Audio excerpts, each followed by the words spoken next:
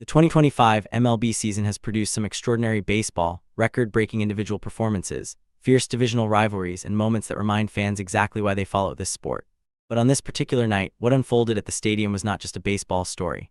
It was a collision of historic greatness and inexcusable conduct, all packed into one game between the Los Angeles Dodgers and the St. Louis Cardinals.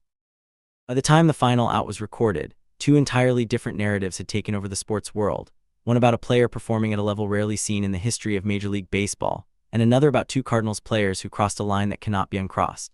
The Dodgers and Cardinals entered this matchup as they always do, with intensity, with history, and with the weight of a playoff race sitting on every pitch. This was not an exhibition game. Both lineups came in showing strong pitch recognition and tactical adjustments throughout the night. The Cardinals hitters made the Dodgers pitchers work deep into counts, and the Dodgers lineup, when healthy and clicking, is one of the most dangerous offensive groups in the National League. Pitchers on both sides faced constant pressure from opposing lineups, and the game had the feel of a genuine high-stakes MLB showdown from the very first inning. But one name towered above everything else happening on that field: Shohei Ohtani. To fully understand what Ohtani has been doing in 2025, you need to look at the numbers, not just glance at them, but sit with them and appreciate what they represent. Through his first 5 pitching appearances of the season, Ohtani carried an ERA of 0.6. That is not a misprint. An ERA of 0.6 through 5 starts places him 5th in Dodgers franchise history, a franchise that has been playing baseball for over a century and has featured Hall of Fame pitchers on its mound. That context is essential.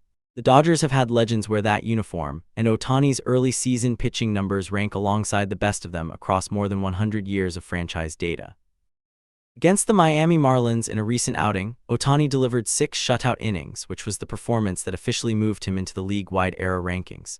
At the time of this game against the Cardinals, Ohtani led all of Major League Baseball in ERA. Every pitcher in the National League, every ace in the American League, none of them had a lower ERA than Shohei Ohtani. His pitch control throughout the season has been precise, his ability to limit hits has been elite, and his strikeout rate has remained consistently high. He is not just pitching well, he is pitching at a historically rare level. Now add the offensive side of the equation. Through 30 games as a batter this season, Ohtani is hitting .278 with 6 home runs and 13 RBIs. His on-base percentage sits at .398, and his slugging percentage is at .500. He came into the Cardinals game riding an active 3-game hitting streak, having recorded 3 hits in each game across his most recent appearances against the Chicago Cubs and the Miami Marlins. His exit velocity on contact has been among the highest in the league, his ability to make contact to all parts of the field has been consistently demonstrated, and his pitch recognition at the plate is elite. Every time Ohtani steps into the batter's box, the opposing pitcher faces a genuine high-pressure event. This is the player who walked out to the mound against the Cardinals, and for stretches of this game he was brilliant. But baseball is a team sport, and that fact became painfully clear as the innings progressed. Ohtani pitched well enough to win. His mound performance on this night was strong, the kind of outing that on most nights with a functioning offense behind him would translate into a victory. Instead, this game handed Ohtani his first loss of the 2025 season. The reason was not his pitching. The reason was the Dodgers' offense, which was quiet and ineffective from the opening inning to the final out. Opportunities came, runners reached base, but the Dodgers repeatedly failed to deliver with runners in scoring position. At-bats that could have changed the game ended in strikeouts, ground balls, and fly-outs that left those runners stranded on the bases. The lineup, without Ohtani occupying his usual spot as its most dangerous offensive weapon, because on pitching nights he is focused entirely on the mound, simply did not produce. The Dodgers' nation assessment of this game was direct and frank: the offense failed him. A pitcher can only control what happens on his side of the ball. When the lineup goes silent, even the best pitching performances end in losses.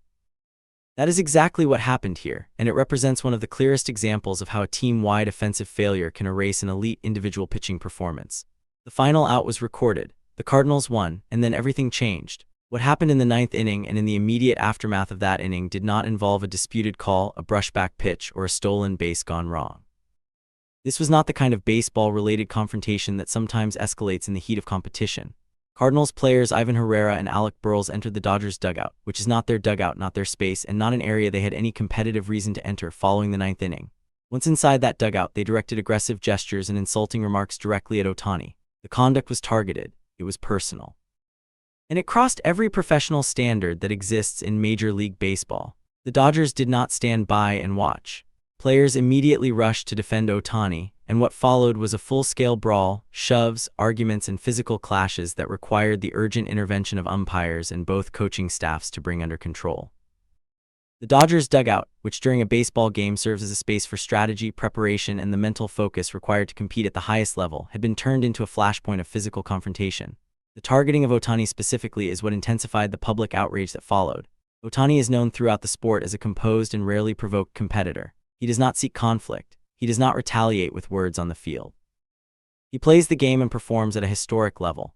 For two opposing players to enter his team's dugout in direct aggressive, insulting conduct at him was not a heat-of-the-moment mistake. It was a deliberate decision to target a specific individual in a space where he should never have had to defend himself.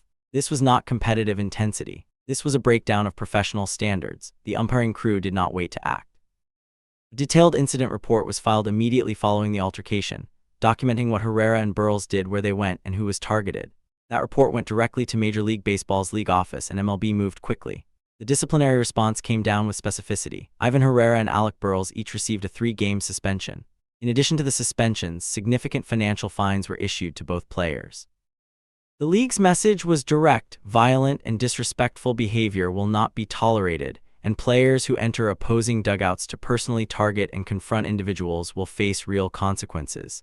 This is not a minor footnote to the game. The discipline MLB handed down in response to this incident establishes a precedent.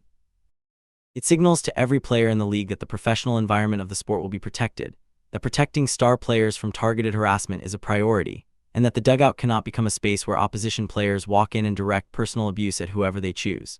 The response from the league was both necessary and appropriate, and it addressed an incident that, had it gone undisciplined, would have sent the opposite message. The broader conversation that this incident forces into focus is one that professional sports cannot afford to ignore. Rising performance pressure in modern MLB is real. Players at every level of the game, from rookies fighting for roster spots to veterans defending their contracts, operate under constant scrutiny, constant statistical evaluation, and constant public attention. The psychological and emotional demands of performing at the highest level of professional baseball are significant, and how players manage those demands defines much of their professional identity. Player emotional regulation is not a soft concept, it is a practical and measurable professional skill.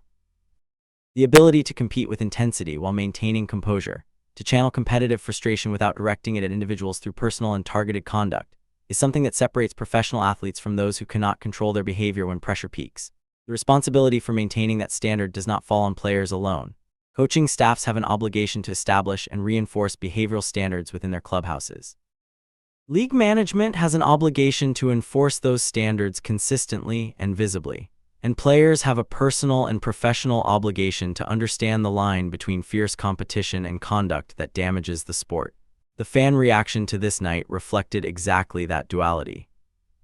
Pride in watching Ohtani perform at a historic level, leading all of MLB in era while simultaneously maintaining a slugging percentage of .500 at the plate through 30 games, and real shame at what two Cardinals players chose to do after the final out.